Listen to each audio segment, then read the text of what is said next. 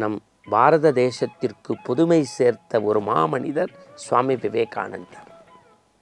அவருடைய ஆன்மீக புரட்சியை, அவருடைய சிந்தனைகளை, காலி வயிர்களுக்கு முன்பு ஆண்டவனை பற்றி பேசாதே, மோட்சத்திற்கு செல்ல வேண்டுமென்றால் கீதையை படிப்பதை விட கால்பந்தாடுவது சிறந்தது என்று உடலினை உறுதி செய்வதற்கான யுத்திகளை சொன்ன ஞான மார்க்கத்தின் புதிய திறவுகோள் சுவாமி விவேகானந்தர்.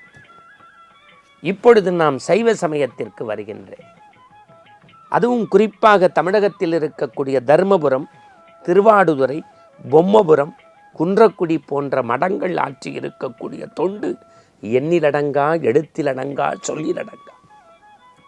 தர்மபுரமும் திருவாடுதுறையும் பொம்மபுரமும் குன்றக்குடியும் விண்ணோக்கி இருக்கக்கூடிய கோவில் கோபுரங்களையும் திருத்தேர்களையும் மட்டும் இந்த மண்ணுக்கு தரவில்லை, மகத்தான தமிழ்த்தேரையும் இந்த மண்ணுக்கு தந்தது.